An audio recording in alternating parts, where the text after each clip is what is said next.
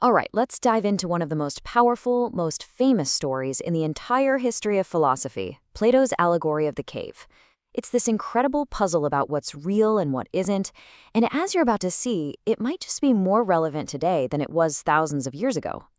So let me start by asking you a question, and I want you to really think about it. What if everything you believe to be real is just a flickering shadow on a wall? This isn't just some philosophical game. It's the core challenge Plato throws at us. How do we tell the difference between illusion and truth?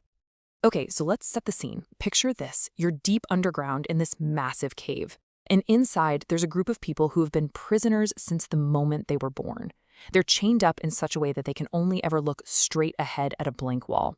That wall, that's the only world they have ever known. Now, behind these prisoners, there's a fire, and it's casting a glow. And between that fire and the prisoners, puppeteers are walking back and forth, holding up objects. A statue of a dog, a carving of a tree. The fire casts the shadows of these objects onto the wall. For the prisoners, these two-dimensional silhouettes are real. The echoes in the cave even sound like they're coming from the shadows. They name them, they study them, they argue about them. This puppet show, this is their entire reality. So to really get what Plato's trying to tell us, we have to break down the key symbols here. Because the cave, the chains, the shadows, they're not just props in a story. Each one is a metaphor for the way we live our own often unexamined lives. First up, the cave itself. Let's be clear, this isn't just some hole in the ground. The cave represents the physical, sensory world that we all just accept. It's a state of mind, really. A kind of intellectual prison where the things we see and hear are shaped by our culture and our society, and we just assume that's the whole truth. And what about those chains holding the prisoners down? While they're not made of iron, they're invisible. They are our own mental habits, our cognitive biases that make us see what we expect to see, the cultural norms we just absorb without a second thought. And maybe most powerfully, they represent that deep human resistance we all have to ideas that threaten our comfortable little worldview. They're what keep us staring at the wall. And then you've got the puppeteers, the ones pulling the strings. Back in Plato's day, you might think of them as politicians or powerful speakers, but today they are the forces that curate the shadows we see every single day. The algorithm designers who shape our social media feeds, the news organizations that frame world events, the cultural institutions that tell us what's important. They are the architects of our modern reality, and most of the time, we don't even see them. And this brings us to a really, really critical distinction. The shadows on the wall are just flat, simple, distorted versions of the real thing. Plato called this world doxa, which is kind of like common belief or opinion. But the actual objects creating the shadows, they are complex, real, authentic. The journey from the shadows to the objects is the journey from mere opinion to true knowledge, or what he called episteme. The prisoners think they're wise because they're good at the shadow game, but all they're doing is recognizing patterns in an illusion. Okay, but this is where the story takes a dramatic turn. Because what happens if one of these prisoners is suddenly set free and forced to leave the only world he has ever known? What's so brilliant here is that Plato shows us that enlightenment isn't some magical aha moment. It's a painful, difficult, step-by-step process. First, the prisoner is forced to turn around, and even the light from the fire inside the cave is blindingly painful. Then he's dragged out into the world above, and the sunlight is excruciating. He can't look at anything directly. He has to start slow, first looking at reflections in the water, then at things in the dim light of the moon and stars, until finally his eyes are strong enough to look at the sun itself, which for Plato is the ultimate symbol of truth and reality.